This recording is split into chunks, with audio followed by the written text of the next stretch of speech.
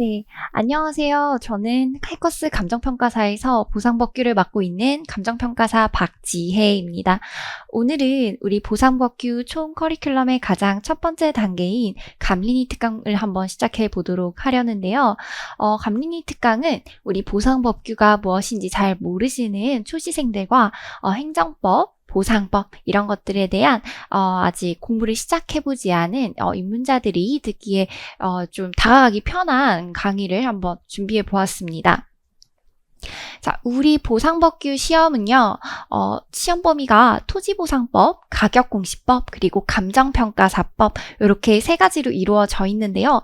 그렇지만 문제 자체가 분쟁 상황을 주고 이런 분쟁이 있는데 이걸 너가 어떻게 해결할래? 라는 게 대체 문제의 스타일이기 때문에 이건 행정법적으로 문제를 많이 풉니다. 따라서 결국 우리 시험은 개별법의 탈을 쓰고 있는 행정법 문제라고 해도 무방한데요. 따라서 행정법을 탄탄하게 공부를 잘 하시고 그 행정법 기초 위에 이제 개별법을 하나씩 공부해서 가시면 좋은 성적을 받으실 수 있을 겁니다. 그래서 그 첫 단계인 오늘은 행정법의 체계에 대해서 한번 알아보도록 하겠습니다. 자, 행정법이에요. 행정은요. 우리나라는 입법부, 사법부, 행정부 이렇게 3권 분립이죠. 행정은 입법부와 사법부에서 하는 행위들을 빼고 나머지 모두 다 광의의 행정이라고 표현을 합니다. 그럼 이런 행정을 하는 행정부가 있겠죠. 이를 행정주체라고도 하는데요. 행정을 하는 사람은 행정주체, 행정을 받는 사람은 행정객체라고 할 수 있겠죠. 행정주체는 대표적으로 국가와 지자체와 공무수탁사인이 있어요. 그런데 국가나 지자체를 한번 생각해 보세요. 우리나라 혹은 서울특별시 혹은 대구광역시 이런 것들 한번 생각해 보신다면요. 이들은 권리 능력은 있어요. 있는데 얘네들이 손발이 달려서 어떤 행정을 직접 할 수 있나요? 없죠. 즉 권리 능력은 있으나 스스로 행위를 하지 못하기 때문에 우리는 행정기관을 둬서 실제로 행정적인 일을 하게 합니다. 이게 바로 행정청 혹은 자문기관, 의결기관 이런 기관들이 있어요. 거기서 대표적으로 행정청을 한번 볼게요. 우리가 서울특별시라는 지자체가 있어요. 그럼 거기서 실질적으로 행정을 행하는 서울시장이 있겠죠. 또 우리 국토교통부라는 부서가 있어요. 그런데 행정기관으로는 국토교통부 장관을 두고 있죠. 그런 식으로 이해를 하시면 됩니다. 자, 그럼 행정기관에서 행정을 했어요. 그럼 행정을 받는 행정객체는 다른 말로 당사자 혹은 상대방 이렇게 표현을 합니다. 그래서 우리가 판례 같은 것들을 읽을 때 당사자다, 상대방이다 이렇게 나오는 그런 주체들이 이제 행정객체를 말하는 겁니다. 자, 여기서요. 행정주체와 객체를 우리 구별해 놓는 이유는 우리가 나중에 행정소송법에 가서 누가 소송을 제기하고 누가 그 소송을 받는 사람이 됐는지, 즉 원고와 피고가 얘기가 나올 때 이 둘을 구별하는 게 중요합니다. 보통 행정을 받는 사람이 억울하고 불만을 가지겠죠. 그래서 그들이 행정소송을 제기합니다. 그래서 보통 행정을 받는 이러한 당사자와 상대방이 원고 적격과 관련이 많아요. 그리고 협의 소익과도 관련이 있겠죠. 그리고 행정을 실제로 행하는 기관은 행정객체가 그 행정을 행하는 행정청을 대상으로 소를 제기하겠죠. 그러면 이들이 바로 피고 적격과 관련이 많아요. 그래서 초반에 들어갈 때 이 둘을 구별을 하고서 공부를 시작하시면 좋을 것 같습니다. 자, 넘어가 볼게요. 자, 그래서 우리 이번에 행정법 체계도에 대해서 간략하게 설명을 한번 해보도록 하려는데요. 우선 통론과 작용과 구제로서는 이렇게 구별을 했어요. 통론이라 하면 그냥 행정법의 가장 기초적인 베이스를 말을 하는 겁니다. 자, 들어가기에 앞서서 행정법이라고 하면요. 민법, 헌법과 같이 단일한 법이 아니고요. 조직과 그다음에 작용과 그리고 구제 이렇게 세 가지 법으로 나눠져 있어요. 요 사이사이에도 이제 다 다양한 법들로 이렇게 나뉘게 되는데 행정조직법은 행정 각 부에 이제 조직을 하고 이제 권한을 배분하고 업무 배분하고 서로 이런 것들에 대한 내용이고, 작용에 관한 것들이 이제 대체로 우리가 많이 배우는 어떤 행정 작용들에 대한 법들이에요. 그리고 그 작용으로 인해서 누군가가 피해를 입으면요, 행정구제법이 나오기 시작합니다. 그래서 우리 시험 범위에서 나오는 행정법은 보통 행정구제법, 행정소송법, 심판법 당연히 나오고요. 그리고 뭐 행정계획, 행정절차법, 행정절차법도 나오고, 그리고 행정기본법, 이런 것들이 다 시험 범위에 포함되게 됩니다. 자, 그러면요. 자, 일단 행정체 베이스가 되는 통론에 대해서 조금 설명을 하고 가보겠습니다. 요거 한번 지우고 가볼게요.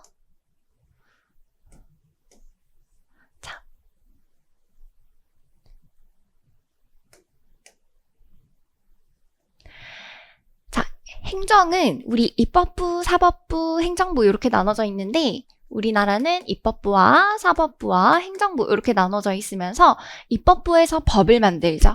그 법을 만들어서 그 법을 기반해서 행정이 이루어지게 됩니다. 그러나 만약에 그 법을 잘 지키지 않았다거나 아니면 이해를 잘못해서 못 지키는 경우도 있겠죠? 어쨌든 법을 지키지 않은 경우, 그런 경우에는 사법적으로 제재가 가해지게 됩니다.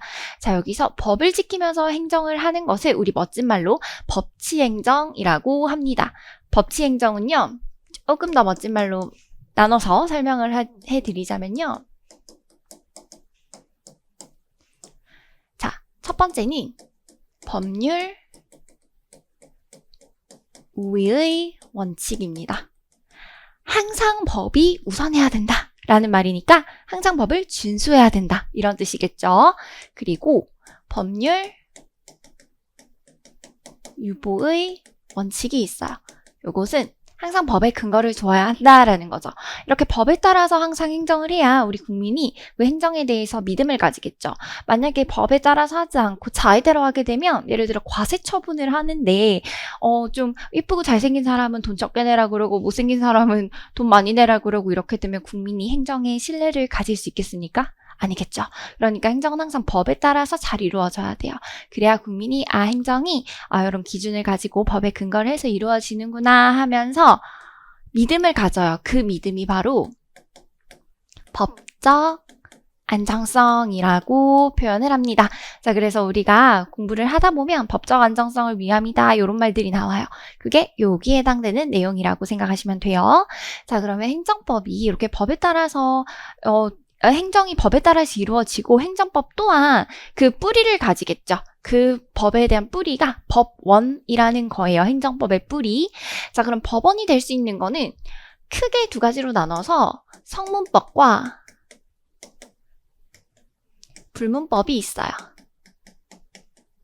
성문법은 법 전에 적혀 있는 것들이에요. 예를 들어서 헌법도 성문법이 되고요. 즉 국회에서 입법된 그런 법률들도 되고, 국제 법규도 되고, 뭐 이렇게 적혀 있는 그런 것들을 얘기를 하는 거고, 불문법 같은 경우는 이렇게 하는 것들이 도리다라고 하는 그런 조리라던가 아니면 관습처럼 이루어져 왔는데 모두에게 그런 법적인 타당성을 가졌다 하는 관습법, 이런 것들이 불문법에 해당이 돼요. 그래서 행정법의 법원은 성문법과 불문법 둘 다 해당된다고 생각하시면 됩니다. 자, 우리 여기서 행정의 가장 첫 번째 대전제, 법치행정에 대해서 한번 배워보았어요. 그러고 하나 더 있어요. 행정은 이루어질 때 어떤 걸 또 전제를 하느냐라고 하면, 행정은 당연히 공익이 좋은 방향으로 이루어져야겠죠. 마찬가지로 행정은 사익도 좋은 방향으로 이루어져야 돼요. 그 말은 공익과 사익이 어쨌든 간 조화를 이루어야 한다는 거예요. 그래서 행정은 이제 이루어질 때 공익과 사익의 조화를 항상 비교하고 형량을 해가면서 이루어집니다. 그래서 둘 다 좋아지는 방향으로 해요. 그게 이제 우리나라 행정이 추구하는 바라고 생각하시면 될 것 같습니다. 그래서 요 대전제 요거 두 가지를 항상 기억하시면서 공부하시면 좋을 것 같아요. 그래서 앞으로 공부하실 때 행정법에 특히 학판검이 많이 나오는 게 있어요. 학설과 판례와 검토와 이런 것들이 나오는 것들이 결국은 공익을 올려줬더니 사익이 떨어지네? 아니면 공익을 떨어뜨렸더니 사익이 올라가네? 뭐 이런 것들, 그러니까 즉 사익이 반대로 말하는 거랑 똑같죠. 그러니까 사익이 올라갔더니 공익이 떨어지네. 이런 것들. 그래서 뭘 하나를 올려줬더니 뭘 하나가 떨어지고 그런 경우에 학설과 판례와 검토가 많아져요. 그래서 그런 것들에 대해서 앞으로 배워볼 겁니다. 자, 일단 이렇게까지 하고, 자, 이제 행정 작용에 대해서 한번 가볼게요. 자, 행정이 이렇게 법에 따라서 잘 이루어지고요. 그렇게 해서 나오는 행정 작용들이 행정 입법, 계획, 뭐 행위, 그다음 계약하는 것들, 그다음에 확약과 같은 그런 기타 활동들, 조사 이런 것들이 있을 수가 있어요. 자, 행정 입법은 뭐냐면 우리 입법부에서 법을 만드는데 행정부에서도 법을 만들 수가 있어요. 행정부에서 만드는 법을 크게 두 가지로 나눠서 법규명령과 행정규칙 이렇게 두 가지로 나눠서 볼 수 있는데요. 법규명령은요. 행정청에서 만드는 법이긴 한데 일반 국민도 지켜야 하는 그런 법들이에요. 행정규칙은 행정청 내부에서 공무원들이 사무를 처리할 때 기준이 되는 그런 법들을 얘기해요. 즉 일반 국민을 구속하는 게 아니라 공무원들이 일하기 편하기 위해서 그냥 만든 것들이에요. 그래서 법규명령과 행정규칙 이렇게 두 가지 입법할 수 있는 게 있고요. 근데 그 외에도 사실 약간 이 둘이 섞인 형식은 법규명령인데 실질은 행정규칙인 거 혹은 그 형식 자체는 행정규칙인데 실질은 법규명령인 거 이런 것들도 있어요. 그래서 그런 것들에 대해서 나중에 배워볼 겁니다. 자, 이렇게 입법도 했고요. 그리고 행정이 어떤 행정을 막 행할 때 계획을 세워서 행할 수 있어요. 대표적인 게요. 우리 예를 들어 4대강 마스터 플랜 이런 것도 있고 우리가 또 이렇게 익숙하게 아는 것들 중에서는 도시 기본 계획, 도시 관리 계획 이런 것들이 있죠. 그래서 행정청에서 행하는 어떤 행정 활동을 행하기 위해서 설정한 그런 계획들이 있답니다. 그래서 그런 계획에 대해서도 배워볼 거예요. 그 계획에 따라서 차근차근 행정이 이루어지게 됩니다. 자, 그래서 이제 각각 행정을 하는 그런 것들을 행정행위라고 하는데요. 행정행위를 나눌 수 있는 방법은 두 가지 정도가 있어요. 첫 번째는 효과에 따라서 기속과 재량으로 나눌 수가 있습니다.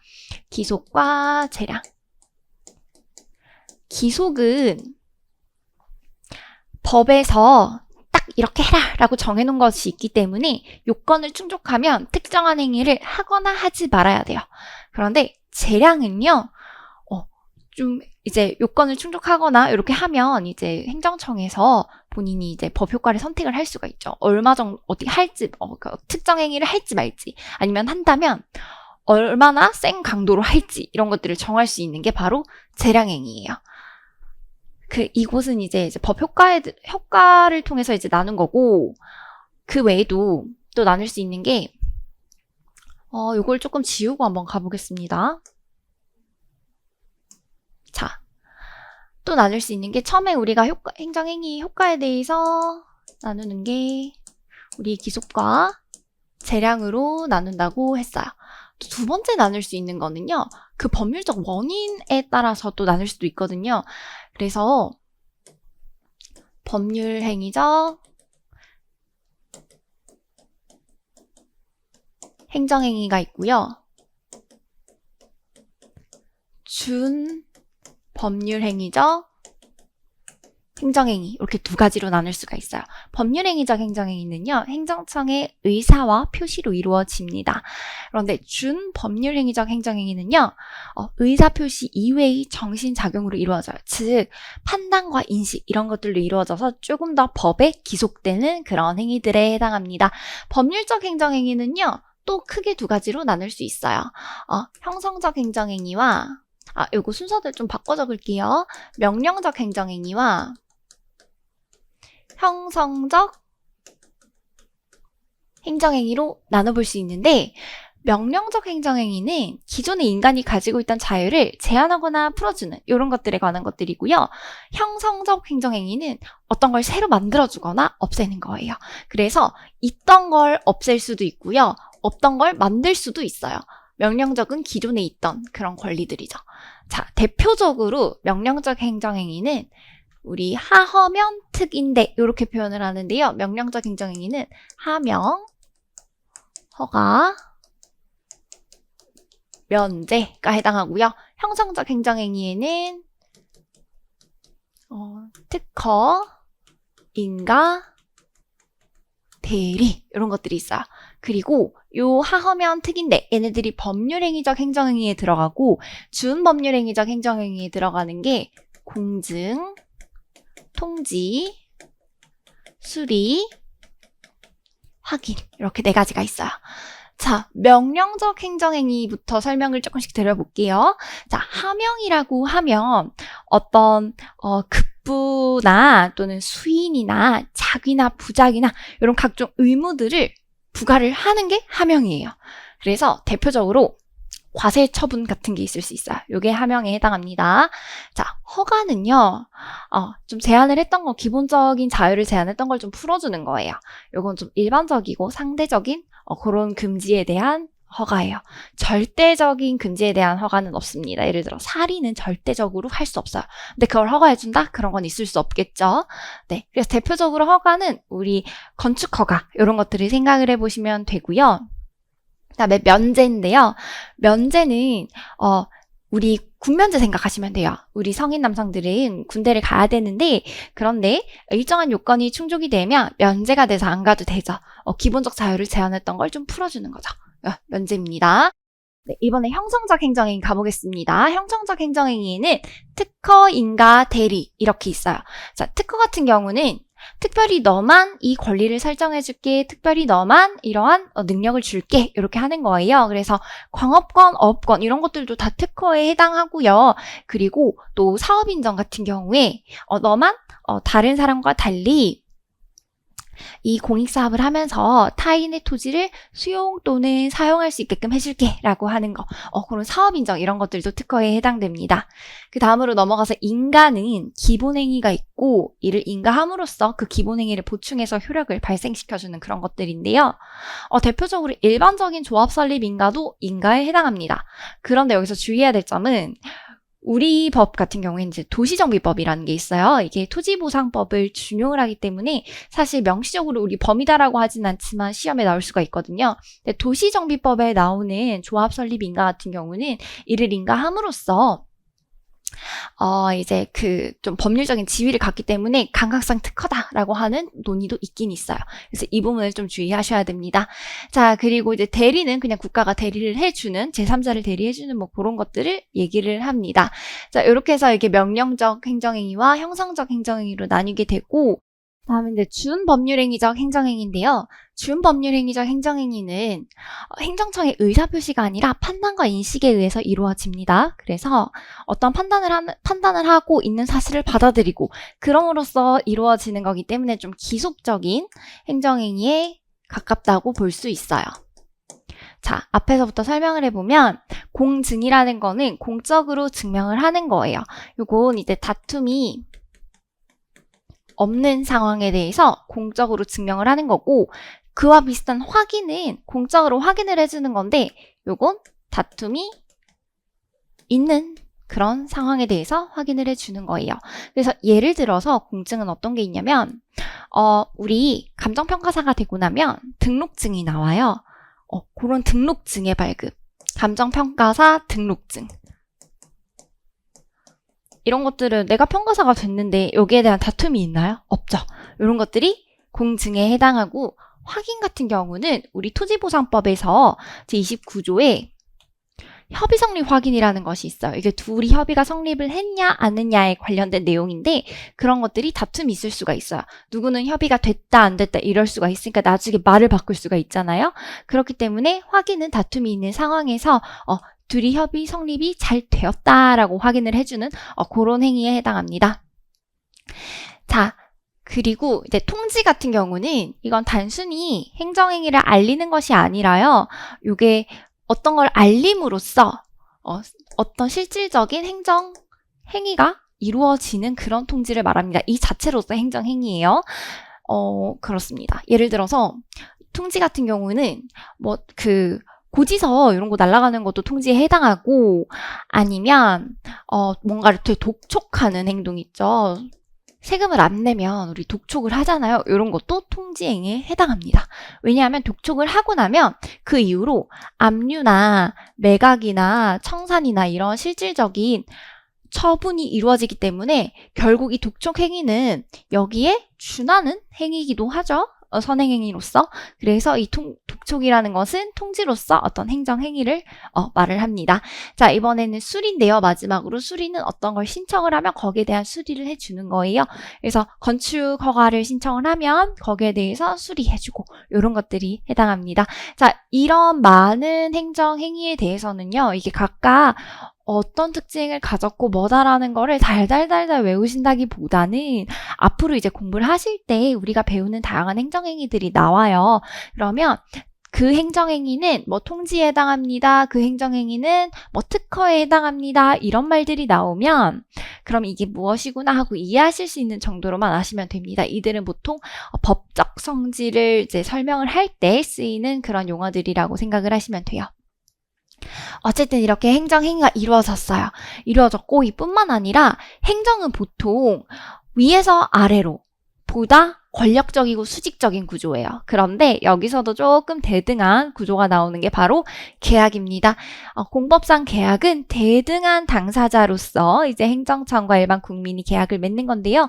예를 들어서 계약직 공무원을 하는 것도 계약직 공무원 사인하고 이렇게 계약을 하는 것도 계약에 해당하고 그 외에도 공적인 어떤 물건을 사고 판다거나 이런 것들도 계약에 해당합니다. 자, 기타는요, 뭐 확약이나 행정조사나 이런 것들이 나오는데 그건 조금 마이너한 것들이니까 나중에 우리 수업하면서 한번 배워볼게요. 자, 이러한 행정행위들을 할 때는 항상 절차에 따라서 이루어져야 합니다. 적법 절차의 원칙에 따라서 행정 절차법도 있고요. 그 외에 각 개별법마다 어떤 행정행위를 할 때 이러한 절차를 거쳐야 돼요 라고 규정이 되어 있으면 그 절차는 지켜주어야 합니다.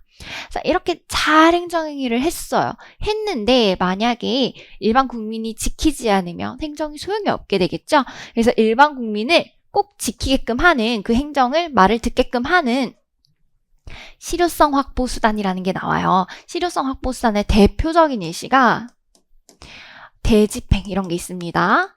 대집행은 큰 대자 아니고요. 대신 집행한다는 거예요. 그래서 어떤 국민이 어떤 걸 이행해야 될 의무가 있는데 그걸 행하지 않고 있으면 행정청이 그냥 대신해버리고 비용을 걷어요. 이렇게 하는 경우도 있고, 그리고 이행강제금 이런 것들도 있어요. 이행강제금은 예를 들어서 불법 건축을 했어요. 그러면 나라에서 이제 주기적으로 검사를 나옵니다. 이렇게 막 구청에서 봐요.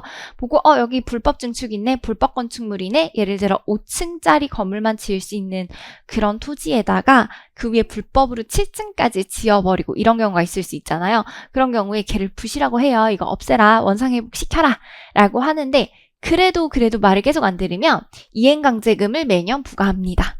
그래서 제가 예전에 평가를 했던 건 중에서도 되게 작은 창고를 불법으로 증축을 했어요. 2평밖에 안 되는 되게 작은 창고였는데 그거 이제 원상회복하는 그 명령을 듣지 않아서 매년 이행강제금이 한 80만 원 정도 이렇게 나왔던 그런 걸 본 적도 있어요. 그래서 이런 식으로 국민이 돈을 내기 싫으니까 결국 행정청 말을 듣게 되잖아요.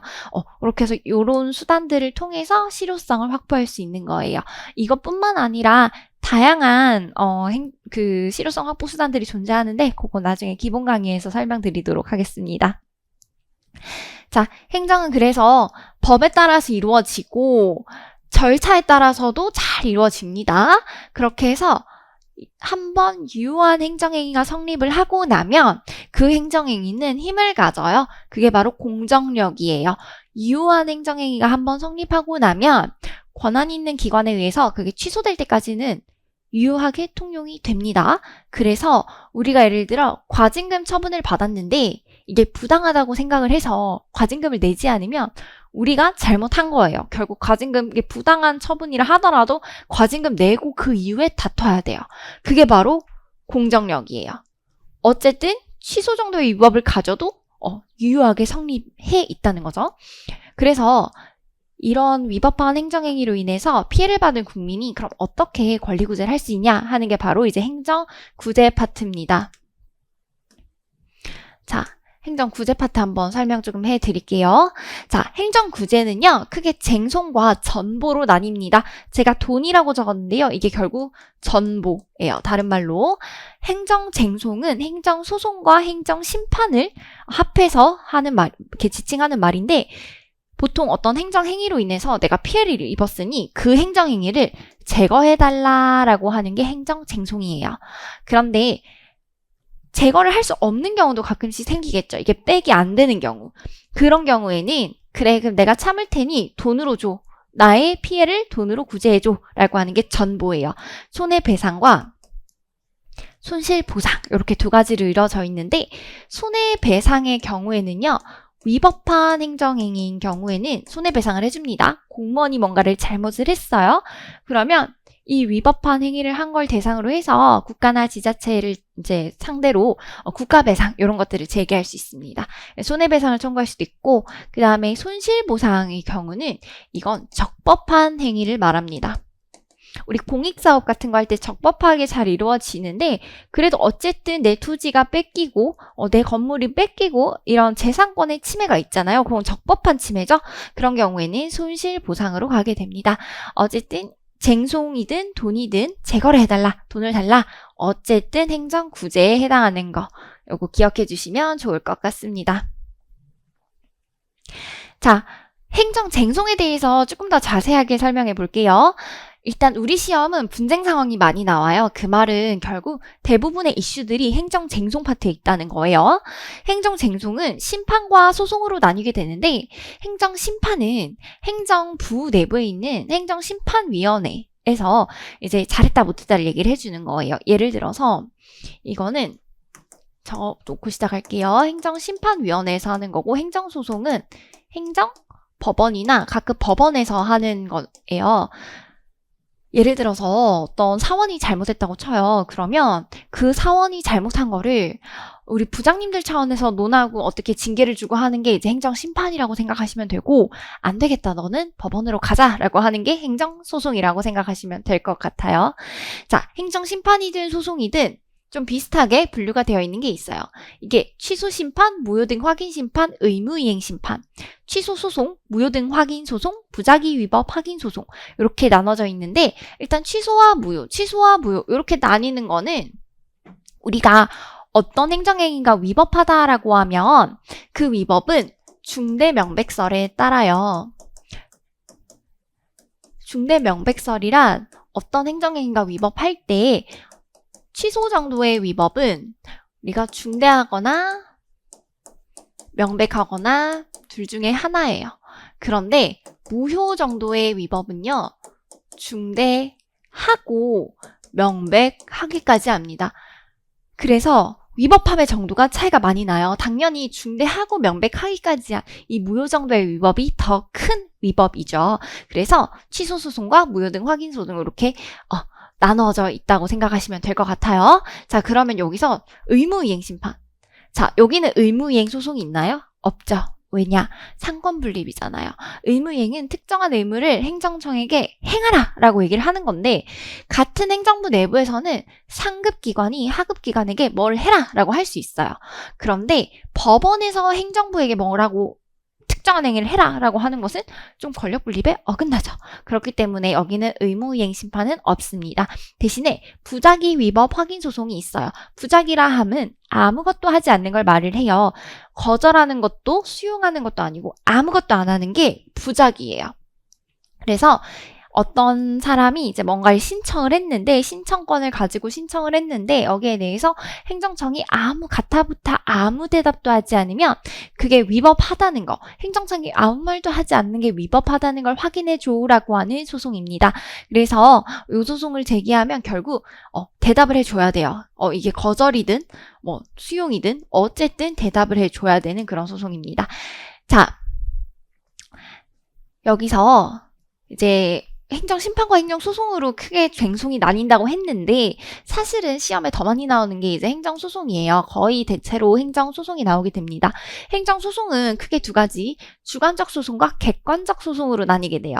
주관적 소송은 정말 나랑 관련된 주관적인 소송이고요. 객관적인 거는 나랑 조금은 관련 없는 소송을 얘기를 해요. 예를 들어서 민중소송은 행정부가 나한테 잘못한 것은 아닌데 민중적으로 잘못했으니까 내가 민중을 대표로 소송을 제기하겠다. 약간 이런 느낌? 나랑은 정말 관련이 없죠. 기관 소송은 기관제끼리의 소송이에요. 이 또한 나랑 관련 없죠. 그런데 주관적 소송은 정말 나랑 관련이 있는 것들이에요.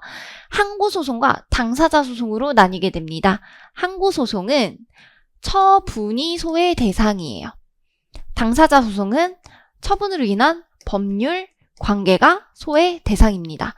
그래서 너와 나와의 관계, 그 권리 의무의 관계, 이런 법률 관계를 보자라고 하는 게 당사자 소송이고 그 처분이 위법하냐 안 하냐를 보자 하는 게 항고소송이에요.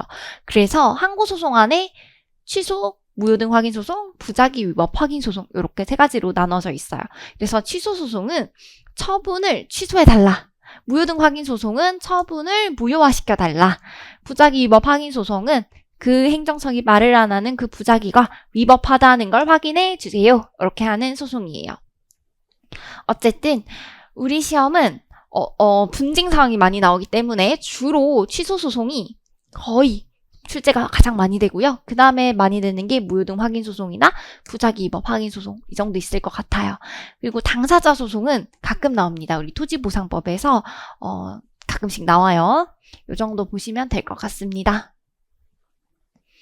자, 행정행위의 체계도예요. 자, 행정행위의 종류는 우리 되게 여러 가지가 있었어요. 재량행위도 있었고, 기속행위도 있었고, 그 외에도 우리 법률적 행정행위, 준법률적 행정행위 이렇게 나눠서도 봤죠.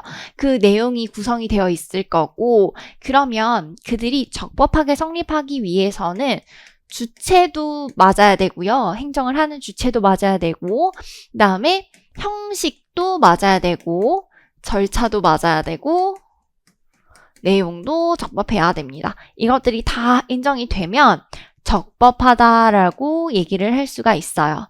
자, 그러면요. 행정행위가 잘 성립하고 나면 효력을 가져요. 효력을 가지는데 이 효력을 한번 가지고 나면 이게 위법한데 유효할 수도 있고 적법한데 유효할 수도 있어요. 자, 요거 이렇게 해볼게요. 유효한 행정행위의 반대말은 무효예요. 아예 처음부터 효력이 없는 걸 말해요. 이렇게 볼 수 있는데, 자, 여기서 효력을 한번 가지고 나면 어쨌든 공정력이 생겨서 국민이 이를 지켜야 되겠죠. 그러면 요것을 이제 다투고 싶을 때는 행정쟁송이나 전보 같은 구제로 갈 수 있는 방법도 있고 아니면 행정청에서 내가 생각해보니까 처음부터 좀 잘못했구나 하면 직권 취소할 수도 있고요. 아니면 이제 처음에는 잘한 건 맞는데 사정이 변경돼서 지금은 그 행정행위를 다시 없던 걸로 해야 될 것 같아 라고 하는 사후적인 이유로 철회를 할 수도 있어요. 요건 행정청에서 하는 거겠죠? 근데 행정청에서 직접 취소나 철회를 하다 보면 이로 인해서 또 영향을 받는 제3자가 생기겠죠? 그럼 그들이 왜 좋은 거 해줬다가 취소해? 왜 좋은 거 해줬다가 철회해? 하면서 또 쟁송이나 전보를 제기할 수도 있어요.